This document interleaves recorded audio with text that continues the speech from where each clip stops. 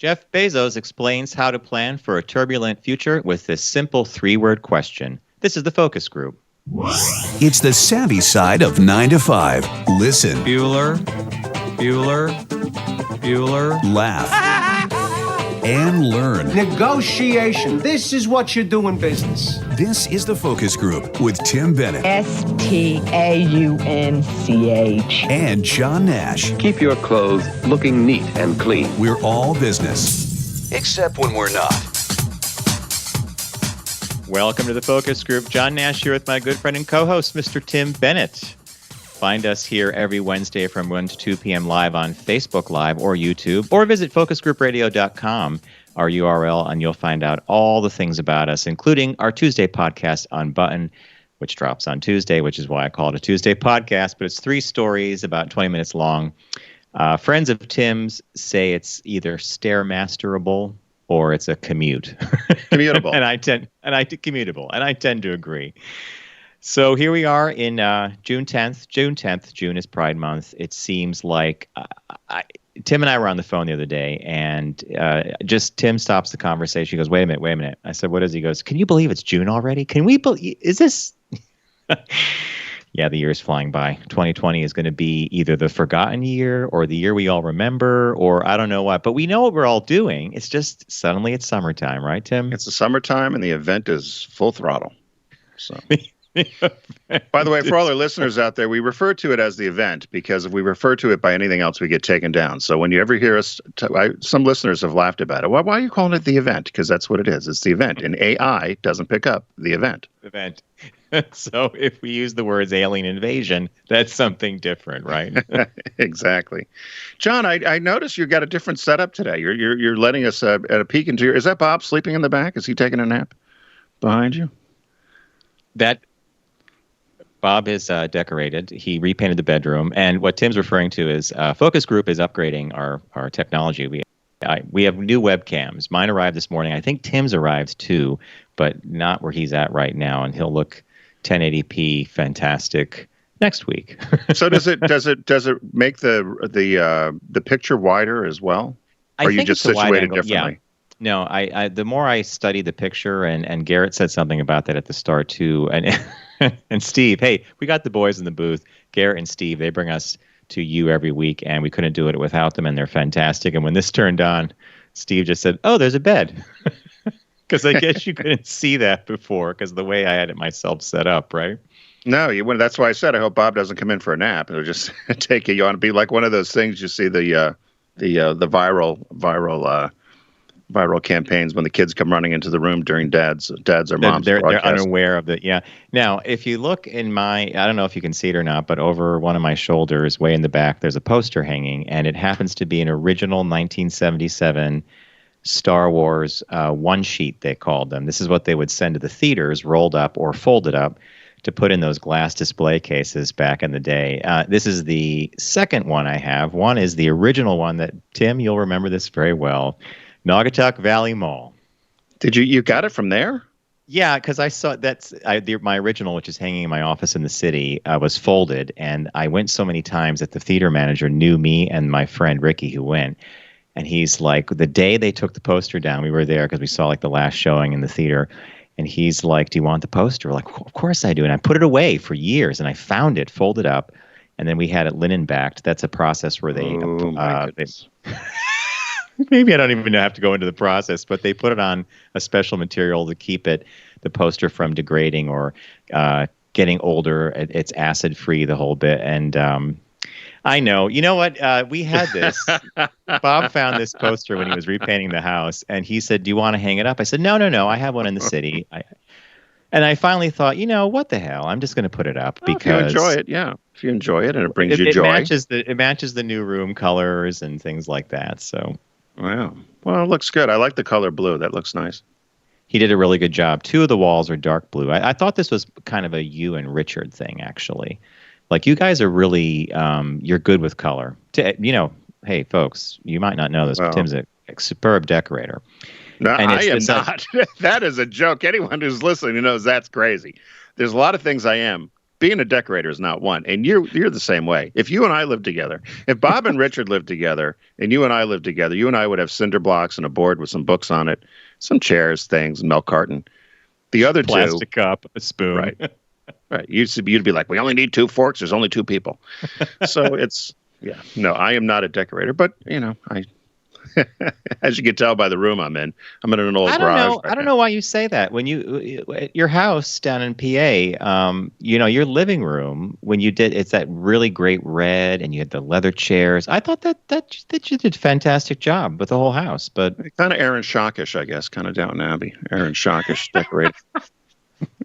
But yeah, now he's out doing the circuit parties and stuff. Yeah. So you're back in PA for a little bit, right? I am, but I'll tell you what, the folks here are a little more, Delaware was a bit more open, relaxed, I guess, for lack of a better word. But it's still a little leery here in PA around the Philadelphia area.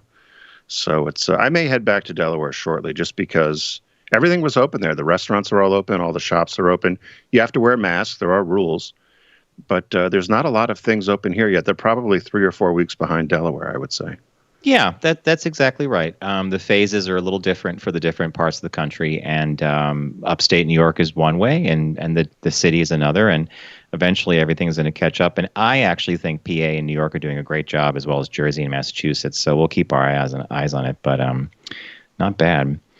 Hey, I wanted to mention to folks that Fiverr has been a partner of ours here on the Focus Group since the beginning of the year, and it's Fiverr.com.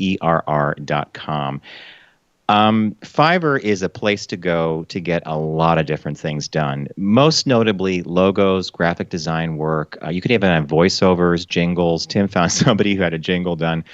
And to give you an example of how we use Fiverr, I used 3 different artists from around the world this week for very different things.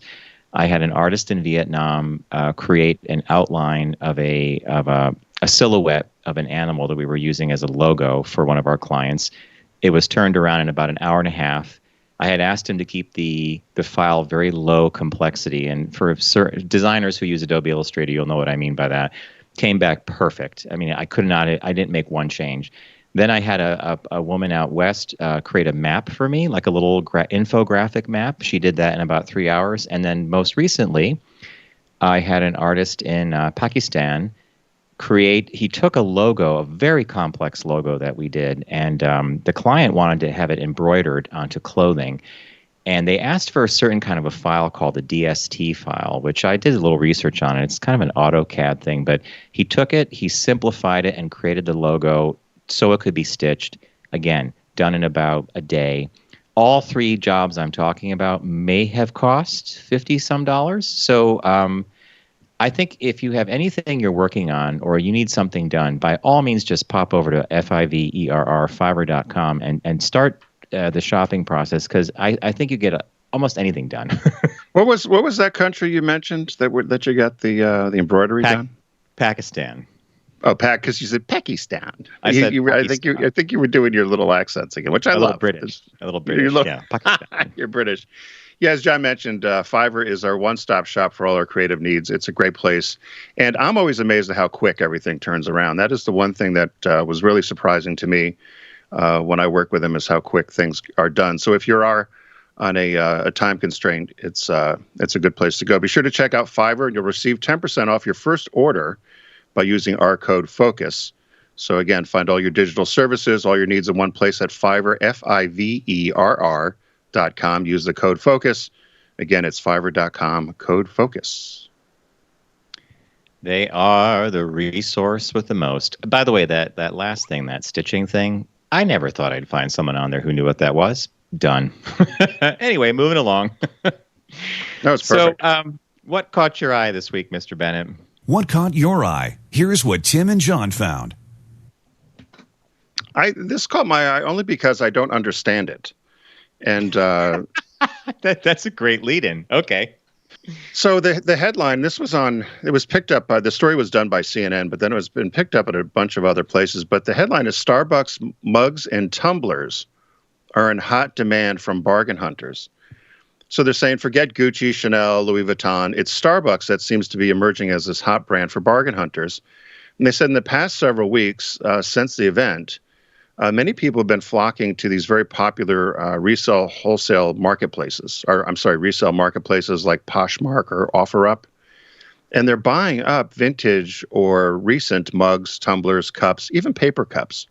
Anything that seems to have been put out by the Seattle brand, Starbucks. They said they think it's something triggering back to nostalgia because of most of the stores have been closed since the spring. And their online stores, they've closed in 2017. So in order to buy any tumblers or mugs or any of the new gadgets that they sell in the stores, you actually have to go into a retail store. So people have been putting things up online, and the prices are unbelievable. And they've contacted Starbucks to ask them what they think. They haven't said anything, but they said they were aware of the fact that a lot of the Starbucks products were trending in the top 10 on a lot of these resale sites. And so on the second slide, I posted there a few of the items. I just couldn't believe there's 8 of those cups there together in the upper right. What do you think they're going for? John, if you could see those. I do. And is this like an eBay thing that people are buying this stuff on eBay? And yeah, but they're saying it's OfferUp and Poshmark. But if I said they were going for $10 a piece, is that too low? You'd be way low. Wow. So maybe 40 a piece? So that set of, I believe there's 8 of them there. That set is marked at $1,500. $1,500? Mm-hmm. That's even better than the Antiques Roadshow when they do like, I found the Declaration of Independence, and the price goes up and up. And then there's the 2 little tumblers that are there. They're selling for about $103 in the picture there. And then the other one that I just find, those 2 tumblers there are $103. The other thing I find, there's a Christmas cup. It's a paper cup that you would get at holiday time, the Christmas cup there. What do you think that's selling for? Unused. It's only worth like $1 or $2, but if I said $25, what about $15? 15, okay, my God. I just think, it's crazy. So they're saying that they just think this is the fact that people, even though drive-thrus are open, that people seem to have had this. I didn't know this was a thing. I have a couple of Starbucks mugs that I bought. I bought when I would travel to cities. I never knew what to get. So if I went to London or Tokyo or whatever, I'd buy a Starbucks mug, and that would be the only thing I would have from the city. And so I have a few of those. I'm thinking, I wonder if I should just put them up here and see what I can get for them. I don't use them much. I use them for soup a little bit, but what they were never even intended for. I use them for soup. Well, they're too big for coffee. I think they're way too big. But I like the Starbucks tumblers. I like the sort of things. But I was just shocked by the fact that they're that expensive. And they're getting this sort of price for them, and that it's a thing. Okay, so even though they were premiums in some senses that they sold, they are kind of one of a kind, right? I mean, they did the run. They manufactured them. They were sold several years ago, so they're hard to find. Those tumblers that are up there now, if you're watching on our video feed, those apparently, I haven't seen these, but they change color when either hot or cold liquids go in them. They change color, but it's very Pride, very June, isn't it? Yeah, and is there a price for those? Those are very hot right now, and those again were in the hundreds or thousands, depending on how many you wanted. This is such a funny caught your eye that you've put up here, and I'm going to dovetail it very slightly into something that Bob was doing. So he's been cleaning out a lot of stuff, and he found a little glass vase from his family, and he put it up on eBay for $5-10. Was it on the Mayflower? Yeah. Well, a lot of people started contacting him and saying, are you sure it shouldn't be priced a little bit higher? Do you know what this is? Do you know what you're really looking at? Oh my gosh. Finally, someone sends him a note saying, I think this is Steuben glass, and it might be from the turn of the century, like 1910 or something. And so he did a little research and found out that it was a little Steuben vase, and it's probably worth about $200. So he pulled it off eBay, and the person that who alerted him to the possible value of it was like, oh, shucks, I did it. It was kind of like one good deed. You do something good. You tell someone, hey, you better check the pricing on that. And suddenly I'm actually surprised with Bob. I'm kind really of shocked. Because I would have thought Bob would have been on it. Bob knows antiques like Matt does. Bob knows things, doesn't he? He knows what value of things. And I'm surprised he didn't say, oh, this is Steuben glass. And bringing up Matt's perfect because he and Matt know this stuff. But there were no markings. So he flipped it over, magnifying glass. He couldn't find anything that was stamped or marked that would probably give it away. Meanwhile, I come from a family where the last time my mom was crowing about the fine china, my old business partner Greg flips it over and realizes it came from Czechoslovakia, and he goes, "That country didn't exist until 19 something." And my mom's like, "Oh, this came over in the 1800s." And Greg's like, "No, it's impossible because it wasn't a country then." Well, it was. You didn't know it. I wonder. So did Bob repost at $200, or is he going to repost the vase, or is he going to keep it now? He's going to keep it and then maybe repost it now that it has value. He's going to keep it. Yeah. Wow. None of my objects merit this, by the way. I last time I looked at something, Bob looked at it and he goes, "You could get like a dime for that." I'm like, "Okay, might as well just donate it or throw it away." But don't you have some models and things that you had that were unopened? I'm sure they would bring in some money for the right person, right? Yeah, what Tim's talking about is years ago, probably in the late 90s, I had this thing where I wanted to rebuild every model kit that I did as a kid. I don't know why. Maybe I wasn't happy, but I went and found them all. Some of them are still wrapped in the plastic. And then I never did it. I looked at the boxes. I got a lot of enjoyment out of looking at the boxes and what the model could look like, and I remembered building it, and I just put them away. And then I realized some of them, there's one model I have from 2001: A Space Odyssey. I think the model goes back to 1964 or something. That's probably worth something. But, you look online. These are mass-produced. Right. So you think, oh, it's hundreds. $40, $45. I'm still going to get rid of them because why have them? Let someone else get the enjoyment out of them, right? I tried to do that here in my house. I thought if there was ever an emergency or you had to get everything out, if you had to take out the most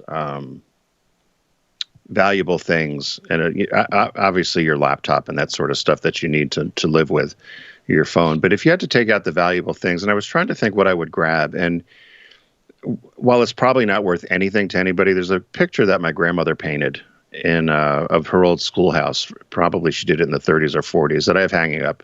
And that's always the thing I would have grabbed first, I think. But I don't think I have. I'm kind of like you. I'm not sure I have anything that's worth of any sort of great value other than sentimental value, right? You would grab a photo album or something. It's the sentimental thing. And it's funny you bring this up because this is my latest obsession is imagine just picking up a hard drive or having a little hard drive in a fireproof box or something, and on it was scans of your tax returns, scans of your passport, and more importantly, your photos. Right. And if it survives the fire, you just pick that thing up and you're like, well, I can print out the pictures again. I can print out the documents again. But you're right. Beyond that, it would have to be something sentimental, and I'm not quite sure what that would be. I have to puzzle about that. Well, if you had a family picture that was hanging up, or you had something that, that poster in your bedroom, right? Because that has a story behind it. No. Yeah. Can you see me trying to get the fireman? Drop it, drop it. It's just a fucking Star Wars poster. You don't understand. I got that the final day at the Waterbury Mall. You don't know. It's Waterbury. No, the mall doesn't even exist anymore. The windows are blowing out. Yeah, they would put me in the paddy wagon after that one. Like, not only did we save your life, we're going to save your sanity. Jeez, what caught your eye? Well, what caught my eye was this funny little project this guy did, and it's Marty Bell is the founder, and it's called poolsidefm, the chillest place you should be hanging out at right now. It's an online radio station. And it's perpetually 1997 there. And in fact, they did a resurfacing of the website so that when you're there, it looks like the Macintosh operating system from the mid-90s. And you can actually click on things and open files. And it plays music that's been curated and piped in from SoundCloud. And then the video is often old ads, like old Pepsi and Coke ads and stuff. And It's really, I was mesmerized by it. So this guy created this one summer when he was in Scotland, and it was doing nothing but raining every single day. So he thought, I got to create a place in my head where I can go where it's sunny every day and there's a pool party. Hence, Poolside FM was created. It has well over 1 million views and visitors. Considering it was created by one person who basically did this themselves, that's a pretty amazing feat from a viral marketing point of view. And so that was my thing. How did you find it? It was mentioned in The Verge or Gizmodo, and I often wonder how their editors find things. But the woman who wrote the piece about this said she just happened upon it and just sat for half an hour and was transported away to a simpler time with fun music.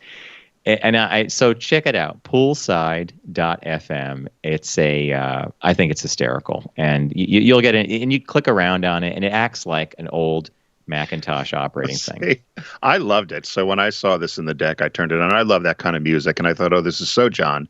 But then I thought, God, it's so irritating. Look at these old icons. I can't believe they did this. So I'm thinking that was done on purpose. There you go. Yeah. So the iconography and all that stuff was done on purpose, is what you're saying. Yes. And the video is all cheesy.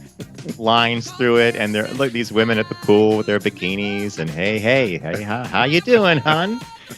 And even the audio, the media player looks like something Apple would have done in the 1990s. Yeah, no, I thought it was great, and I did sign up for the newsletter. I don't know if you did. You did? Yeah, because they said that they're going to be able to they're going to be launching another version maybe or something. So I just thought it was great, though. It was a good find. I love this sort of stuff. Did you have it playing for a while? Oh yeah, I had it on this morning before I made the mistake turning on something over in Sirius XM. But other than that, it was this was far better. This is so 90s, right? It's like Baywatch. It's like watching Baywatch, and now they're all the dance at the pool party. Oh, here we go.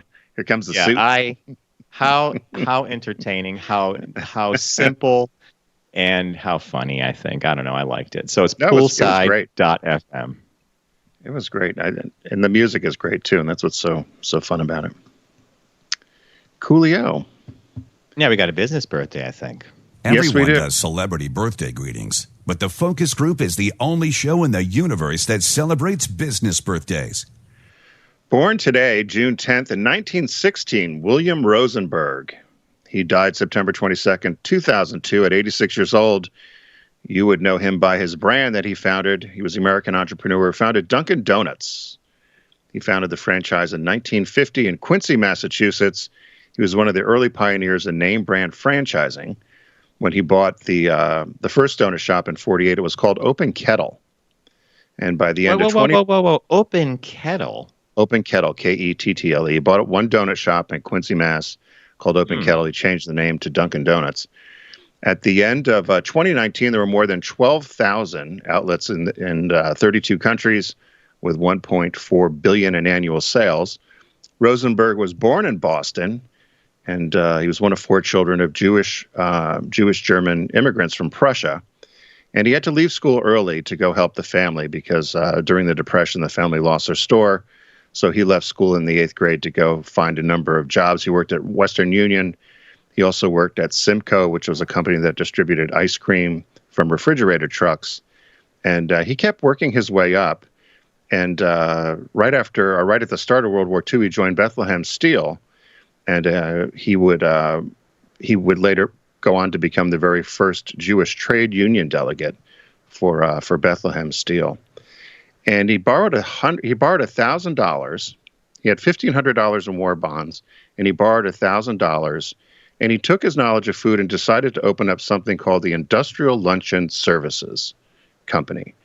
And you remember those silver trucks that would show up at all those workplaces, and they would open up the flap, and then there would be sandwiches and coffees and all that sort of stuff. Favorite thing, because there was a pattern to that aluminum too, right? Remember that? Yep. There was like a bit of a pattern, and it was always the same. The side went up, and there was pre-made sandwiches and drinks and stuff. What a cool thing. Right. So he started this. He created his own catering vehicles, and the sides rose up to reveal the sandwiches and the snacks and so forth, all the stainless steel shelves. And they said it really was a prototype for a lot of today's mobile catering vans. And within a short period of time, he had over 200 trucks that would go out every day. But he noticed that 40% of his revenue was coming from coffee and donuts. So he thought, you know what, we should start a coffee and donut shop. I always love these sort of things, right? I mean, here's this guy, he's out catering thing, busting his hump, doing this vending thing with these trucks, and realizes that most of his revenue, almost half of it's coming from coffee and donuts. So he buys this donut shop, Open Kettle, renames it Dunkin Donuts. And he said most bakeries, which is funny if you go to a bakery, he said they'll only offer 3 or 4 types of donuts. He offered 52 different varieties of donuts when he opened. And he decided to then franchise the shop after he had 6 of them.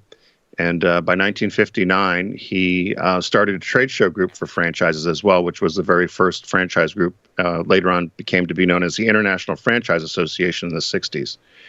And he, on a side note, he bought a farm called Wilrose Farm, and he became the largest breeder of standard bred horses in New England, and had that as a hobby. But I always like when these sort of folks rise up to see a need for something, or a need for, or stumble on the fact that, hey, I've got this catering business and I'm finding out a lot of people are buying coffee and donuts, and starts this donut shop. You know, I did that work for a short time, John, with Salad Works, which was a similar story. The guy was a chef at a country club, and in the mid 80s, he would start getting all these requests for just big salads with some protein on them. So it was the reverse of getting a big meal and then a side salad. They wanted the side salad to be the center of the plate, and maybe throw a little chicken or beef or something on it, or fish. And that's how Salad Works started, the same sort of thing. Somebody noticed what was going on in the kitchen and then decided to, capitalize on it. So a couple of cool things about this. Yeah, a couple of cool things about this story. One, if he had kept that name, whatever, the Open Kettle. Open Kettle. So clearly the smart thing that he did was renaming and coming up with Dunkin Donuts, right? Like, it's perfect. And was Dunkin Donuts still individually owned, or did Willie Hortons buy them?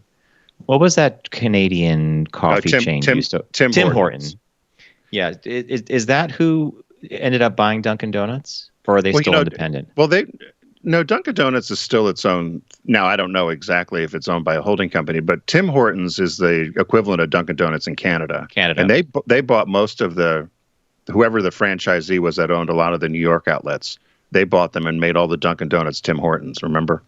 Yeah, because back in the day when we were on Sirius, you came into the studio one day and you had a Tim Hortons cup. Yeah. And normally you would get a Dunkin Donuts, because I think that was on your way out of Penn Station. You actually walk right by one of their franchises, and you're like, oh, Tim Horton came and bought up the Dunkin Donuts there. So, and Dunkin Donuts, I believe, is better. I really do believe they're better than Tim Hortons. And Dunkin Donuts, I know you're not a coffee drinker, John, but there is a funny thing with Dunkin Donuts. They, depending upon who the franchisee is, they all taste a little different. And in certain areas, like here where I am in PA, there's 3 or 4 of them within 5 miles. Everybody knows which one to go to. That seems to be the cleanest and tastes the best. So that's that's a mystery. Maybe that has to do with filters and water and who knows what else. But they also sell Dunkin' Donuts did a brand extension, and you could buy their ground coffee like you would buy like Starbucks or something like that. And a lot of people do buy Dunkin' Donuts ground coffee, right, to make it at home. Yes, we have it. I don't particularly care for it. I'm a Peet's fan. I like Peet's coffee, Peet apostrophe S. Mm-hmm. I love Peet's. And you and I used to make you stop when we'd be in California. We'd go to the Santa Monica Boulevard, the Peet's, because we didn't have them back east then, but now they're here. Oh, that's right. All right. Excellent business birthday, and it's a cool business story on top of it. And he made some key correct decisions to get that to where it is today. Hey, as many of you know, Deep Discount has been a partner of ours here on the Focus Group since we've moved to this new format many years ago, and we're very happy to have them join us. To start your shopping experience at Deep Discount, go to focusgroupradio.com and click on the Deep Discount logo. Arr, it's a shark, and the shark is oddly named Sharky the Shark, which is kind of appropriate. There is a site-wide summer sale going on right now. It's our favorite time of year for this. I think the site-wide sales happen maybe 2 times a year, and we're allowed to roam and buy what we want. And there's so much you can get at Deep Discount. Besides Blu-rays, DVDs, there's music. I think they are the biggest source for vinyl records. Is that right, Tim? I believe so, yes. And there's some great, if you're a music fan too, aside from movies and TV and all the other media, there's some great music and a lot of import stuff that's hard to find. So start your shopping experience, and Tim's going to kick us off with an idea of what he would like to get this week. So I found gold this week at the site-wide sale. There's gold in them there hills. I couldn't believe my fortune. I'll just read you the headline. Richard Simmons, Sweatin' to the Oldies, The Complete Collection, 30th Anniversary Edition. On DVD, this came out in 2017. We all know Richard Simmons, the health and fitness guru. So you get all 6 discs of his oldies collection. So it's exercising to the oldies tunes of the 50s and 60s. And it features a lot of the classic infomercial type workouts he would do on TV. And then there's actually a 6th bonus disc and an exclusive disc of Sweatin' that they did from the 80s. But this was all made popular in the 80s. It's got everything, right? You got the camp, you've got Richard Simmons, it's June Pride, there's comedy, there's everything. Music. Who doesn't like the 50s and the 60s music, the oldies? You got Simmons. I used to love seeing Richard Simmons on Letterman. He and Letterman had it was such a shtick, you knew it, but poor Richard Simmons would pretend he was upset, and Letterman would just keep pushing him and tease him about his shorts and all the other stuff. But I used to love when Richard Simmons was a guest because you always knew fun was going to ensue. So pick up this Richard Simmons Sweatin' to the Oldies, and the price is $25.99 for all 6 discs. You're not going to find a better price anywhere. So before we leave that one, look at the genre for a moment. I think the genre tells you everything you need to know about this particular collection and why you have to have it. Genre: health and fitness, TV, variety, and miscellaneous. I don't know how they classify miscellaneous, but we're going to have to talk to Lauren. We're going to have to talk to Lauren and have him set up a new category: camp. There should be a camp category. And you and I, that would be an idea, the focus group camp. And you and I will curate our list of what goes into the camp category. It could be pretty funny. It's a brilliant idea. And Lauren watches every week. So Lauren, this could be a club, the camp club, camp focus group, camp focus group, right? And your first entry is Richard Simmons Sweatin' to the Oldies, right? And, when you brought up his appearances on David Letterman, I think that was a great comment you made because Letterman knew he could have fun with Richard Simmons, and Richard Simmons did not take himself seriously enough so that he couldn't allow David Letterman to have fun with him. And those segments are hilarious. It just brought back some great memories. I'm glad you brought that up. Those ridiculous shorts. Remember those shorty shorts, silky shorts? Yeah, I mean, and the bedazzled tank tops, and it was just hilarious. So. Oh, well, mine's not as fun, but it is in honor of Pride Month. There's a movie that I've been meaning to see for quite some time. Tim actually identified this a while ago. It's on the Criterion Collection currently on Blu-ray, which means, as Tim and I say with Criterion, the gold standard. Yes. And it's called Weekend, and I will describe it to you. It's this sensual, remarkably observed, beautifully acted wonder is the breakout feature from British writer, director, editor. It's a lot of things he does, Andrew Hay. Rarely has a film been as honest about sexuality in both depiction and discussion as this tale of a one-night stand that develops into a weekend-long idyll for 2 very young men in Midlands, England. It's an emotionally naked film that's both an invaluable snapshot of the complexities of contemporary gay living and a universally identifiable portrait of a love affair. Got great reviews when it came out. It's one of these things that I've always been meaning to see, and when I saw it on the site-wide sale, I'm like, now I got to get it, and it's Criterion. So Mark and Carl recommend. So listeners, Mark and Carl, hello. They recommended this. Hello, Mark and Carl. Yeah, no, they recommended this, I think, as well. They're huge fans of this movie, and I've not seen it either. And I keep saying I'm going to, so I'm glad you reminded me again. Well, I'll get this. You get Richard Simmons. We'll watch and swap. Or you'll come visit and we'll make a weekend out of it. You might not for camp focus group. Camp focus group.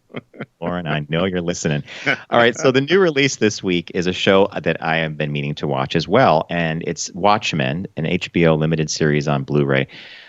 Many of you may or may not know, but probably a lot of you know that Watchmen is a very famous graphic novel. It's one of the top 10 graphic novels ever done, and it's about retired superheroes. It was made into a movie which slavishly reproduced almost every single drawn frame in that book, possibly to the detriment of the movie. This got great reviews. Hey, guys in the booth, did any of you watch Watchmen? Are you fans of that? I watched it. Yay, nay? I liked it. I mean, they do a little modern day what's going on now thing in the plot, and it's all right, I get it. But yeah, it wasn't bad at all. I actually liked it. Yeah, I heard good things, and a lot of people that liked it were hoping for a second season. But this is it. This is the season they did. Damon Lindelof was the producer, and he's basically said, no, we've been able to tell the story in this one season, which I think is fantastic. But I heard a lot of good things about it. So Watchmen limited series on Blu-ray is the new release this week. And there you go. So head over to focusgroupradio.com, click on the deep discount logo because we'd like to get credit for it. You'll see Sharky the Shark there. It's a site-wide summer sale. I picked Richard Simmons, Sweatin' to the Oldies 30th Anniversary Edition. John picked a Criterion Collection movie Weekend on Blu-ray. And the new release this week is Watchmen, an HBO limited series on Blu-ray. Right, Garrett? Thanks, Deep Discount. Stay with us. We'll be right back with some shop talk.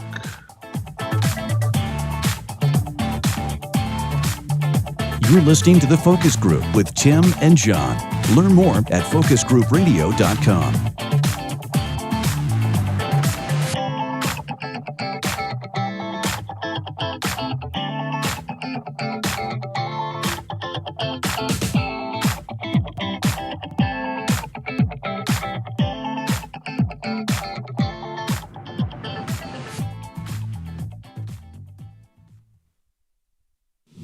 Focus on the savvy side of 9 to 5 with the Focus Group. Try, really try. Listen, laugh, and learn with Tim and John. I never try anything. I just do it.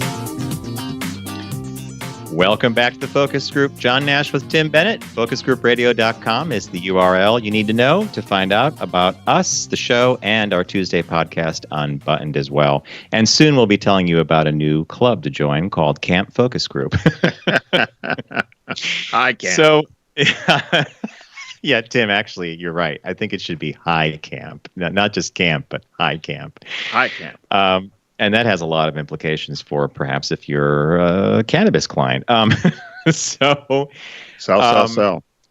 Yeah. So 2 shop talks for you that I think you might enjoy. The first one comes to us, and it's about Jeff Bezos, who gave a speech recently about planning for the future during turbulent times and how he thinks about it and how he wants other people to think about it. So he said, let me find his little quote here. So here he is this is what he says, and I'll return to a part of it in a moment. He says, well, certainly in 10 years, many things will evolve. Technology will change. Machine learning technology in particular will evolve very significantly over the 10-year time horizon. But I would always encourage people when they think about 10 years to ask the question, what won't change? That's actually the more important question. You could build strategies around things that will be stable in time.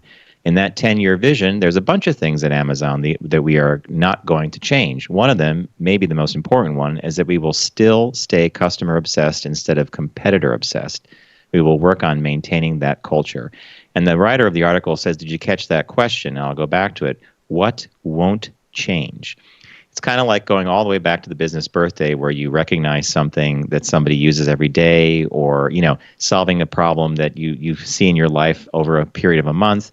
What won't change? It's a fascinating flip. Instead of looking down the road and saying, where do I have to be, even though you have no idea how you're going to get there or what that is, this is a very interesting thing to rest a business growth strategy on, don't you think? Yeah, and I was trying to think about that with our business and with other businesses is what won't change. Because things will change, right? Technology, the change is inevitable. And it's whether you plan for it or not.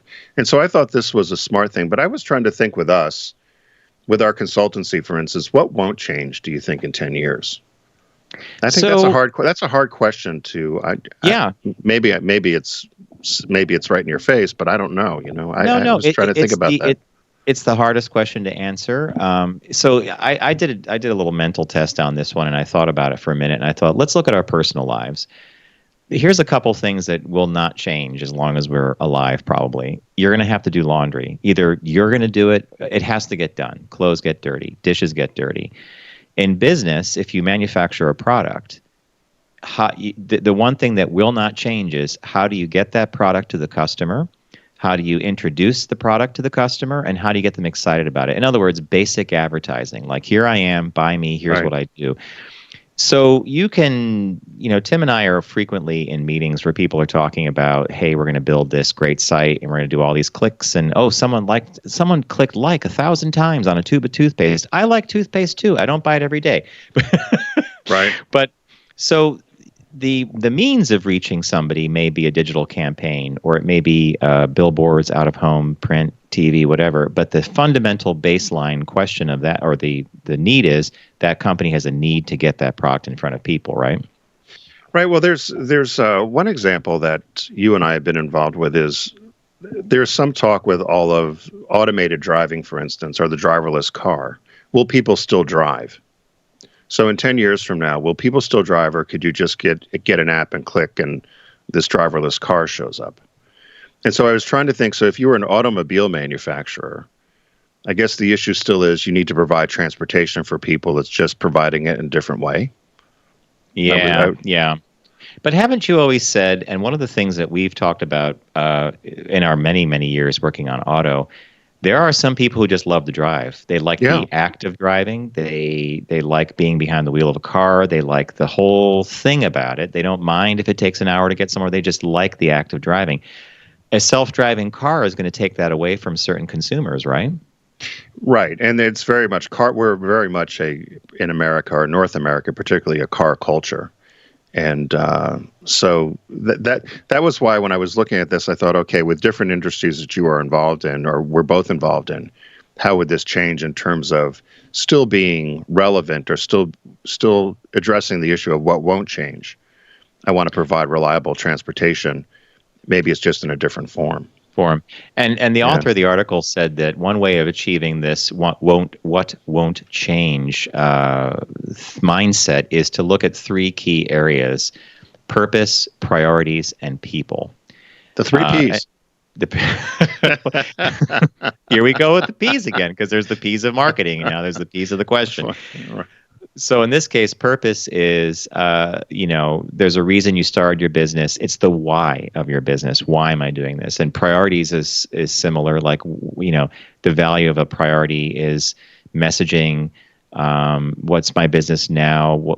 How do I prioritize this or that? And obviously, people is a big one too. Yeah, and people in terms of empowering them, or let them have a culture where and we've talked about this with Bezos at another time, have a culture where failure is okay, because you're going to learn something from it, and you want your employees to be creative and be forward thinking, and so you empower them to make decisions and show that you value them. Yeah. So I think this is a interesting question that I'm going to start asking myself as we work with some of our clients. What won't change? It's fascinating, because there are things that are going to stay static, and they have been that way for years. And there are things that are going to be changing and constantly evolving. But landing on that what won't part means you can provide a service for a long time to come. Kind of a weird way, just as tangential comment, but I read an article right before we came on air in Business Insider, and it was odd, because it was the 3 software packages that you should learn if you want to have employment for the next couple of decades. And the one that surprised me the most was something called AutoCAD. Autodesk AutoCAD. It's a 2D and 3D program that they use to prototype devices, or for blueprinting and architecture. And I thought about it, and I thought AutoCAD designers are often in demand, because it's a highly complex software. So staying on top of that means you'll probably be employed as long as people are still using AutoCAD, right? How difficult would that be to learn that? I mean, you're very tech savvy. Would that be a very difficult thing? I wonder what the learning curve is on something like that. I've opened AutoCAD in the past. It's familiar to me because I work with 3D animating software. I think you could probably take a course in it. Another one that they talked about was learning CSS, or some of the programming languages that websites are built out of. Again, you'll probably be in demand. But yeah, to answer the question, I think AutoCAD has a bit of a steep learning curve, because I think that a lot of the people that transitioned to AutoCAD used to be draftsmen, who they actually used to do this by hand on drafting tables, and then they knew the design techniques and the drawings that had to be presented to people. It's interesting. So that was just like, I never thought of a career based on what software I knew. But there you go, right? Well, that's it's probably very smart, because you could. It's probably not as ageist as some other. Correct. Other careers, Very right? true. Very true. As long as you have the skills, you're employable. Yeah. Right. What was the second article? Oh, I'm glad you asked. Here we go. So our next shop talk is entitled Warren Buffett Says Your Success in Life is Defined by One Word. It's the most obvious solution to our current problems in business and society. Berkshire Hathaway chairman and CEO Warren Buffett, the greatest investor of our generation, is also a champion of personal development who has shared a surplus of advice to help us live a good life. Here's a quote that he gave that gives the one word. He says, basically, when you get to my age, you'll really measure your success in life by how many of the people you want to have love you actually do love you. That's the ultimate test of how you have lived your life. The more you give love away, the more you get. So it's the one word, love, which I was not expecting to come out of Warren Buffett. But there you have it, right? That's what makes a Subaru a Subaru. I read this. I don't know. I called a little BS on this to a certain extent. I think it's okay when you're a multi-billionaire to just say, just love people. Things will all be good. I don't know. Were you skeptical of this one, or did you find this to be? Did you believe what he was saying? I think that his quote is cool. And it's like you said, you get to a point in life and you're like, hey, this is really amazing. It's Warren Buffett saying this. And then I read further down, and it, as a business idea, it was cool. But at the same time, I'm like, I'm not going to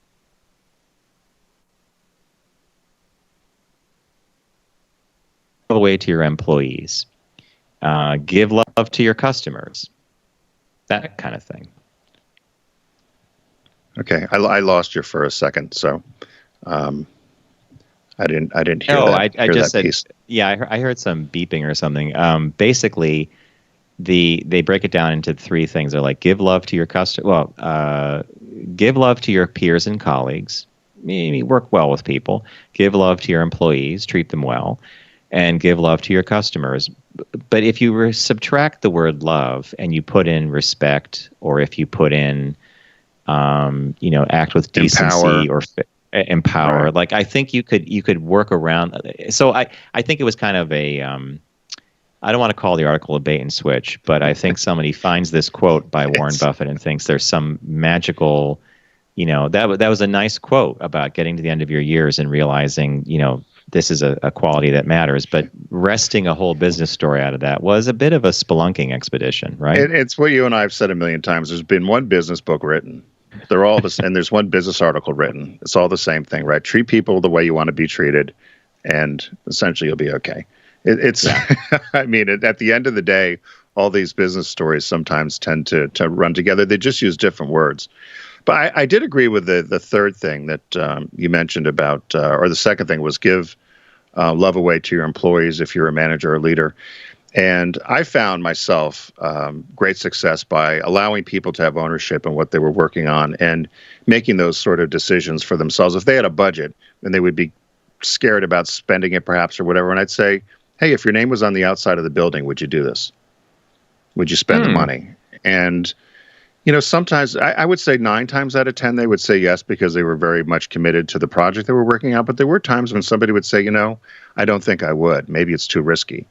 And rethinking it, I'd say it's okay if it's risky, but if you want to spend this sort of money and take this money out of your budget, let's just plan for what happens if it's a success or it's not a success. What are we going to do then? Because you're not going to get any additional dollars. So let's figure out how it's going to work. But I would always do that to people, to say, if this was John Nash, John Nash Incorporated, would you spend the money? Well, I'm chuckling because one day I sent you a proposal for a sponsorship of a sports team that was doing one of those adventure races.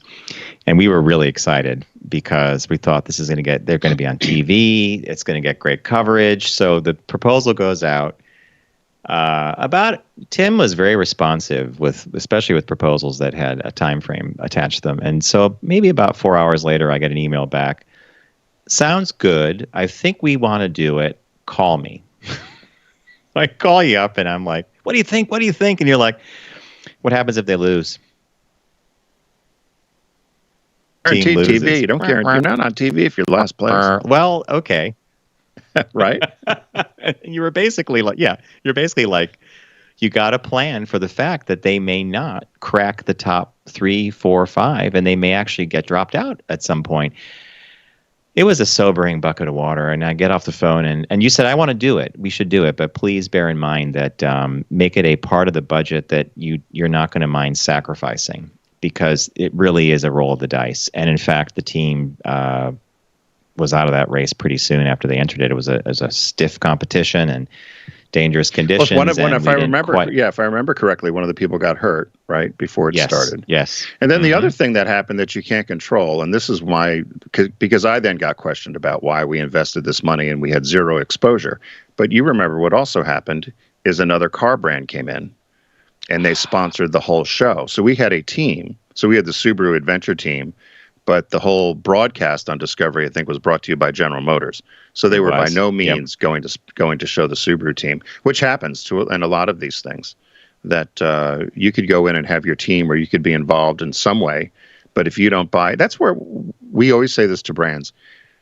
If you want to activate a sponsorship, it's going to cost you 3 times as much as your initial cost into a sponsorship. You just can't say, I'm going to sponsor something and hang up a banner.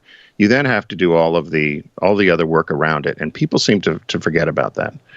And it's a big part of activating a sponsorship or experiential marketing correctly. That's how you actually educated me on Cyndi Lauper used to do the True Colors tour. Right. Back in the mid 2000s, it was an interesting opportunity. We could have been one of the sponsors of the nationwide tour.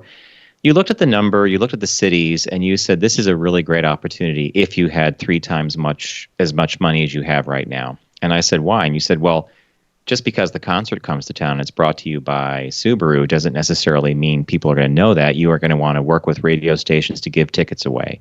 You're going to want to create premiums for people to wear when they come to the concert that say the brand name. And everything was cha-ching, cha-ching, cha-ching, like it was like a cash register ringing up everything to activate. So that was a fascinating lesson. Right, because I think she was actually singing at the Nissan Theater, and then it was going to, then the next city was the Mercedes Stadium, Theater, or whatever. Yeah. So, yeah, and you end up getting drowned out. Although I did it to success on the other end. Outback Steakhouses would do the Outback Bowl, the football bowl, and it was brought to you by Outback Steakhouse. And they, again, made the classic mistake. It was called the Outback Bowl, so they didn't really do any advertising. We bought all this Subaru Outback advertising around the Outback Bowl. When they did surveys, everybody thought Subaru sponsored the football event because we had all the Outback commercials on there. Didn't you do the Gorge games, too? Well, we did the Gorge games, but Lincoln Mercury had come in and they decided they were going to take over the whole event. Yet we had a cycling team and all this other stuff there, so we bought a bunch of bags. Because we know when people go to these events, because they always have these little kind of trade fairs going around with selling bicycles or parts or magazines. And so we had these big plastic Subaru bags with the logos and gave them out like candy. So everybody could put all their brochures and little knickknacks and takeaways and all their swag. And Lincoln Mercury went crazy because the place was filled with Subaru bags. And they had sponsored the whole event, but they didn't have anything for people to put stuff in. So everybody was walking around with Subaru bags. So yeah, Tim called that. You call that guerrilla marketing because you go around an event. Anyway, we got off the trail a little bit because you actually were talking about this give love away to your employees. You allowed them to make decisions. You allowed them to grow career-wise, make mistakes, stumble, sometimes do great work. So there you have it. That was our 2 little shop talks today. Some advice from Jeff Bezos about why things, what things don't change. And then we had Warren Buffett there. Warren Buffett and love. Yeah. Love. So, hey, thanks everybody for joining us today. Thank you, John. Thanks to our boys in the booth, Steve and Garrett. We want to thank all of you who are listening and tuning in to our Tuesday podcast, which is TFG Unbuttoned. Thanks to our friends at Fiverr, Fiverr.com. Get 10% off your first order using the code FOCUS if you're looking for any sort of creative needs and freelance talent in this time. And also a special thanks to Deep Discount, who's been with us for quite some time here and brings us to you each week. Head over to focusgroupradio.com and start shopping away. It's a site-wide sale right now. So remember to be safe out there. Don't text and drive, John. Arrive alive. We'll see you next week.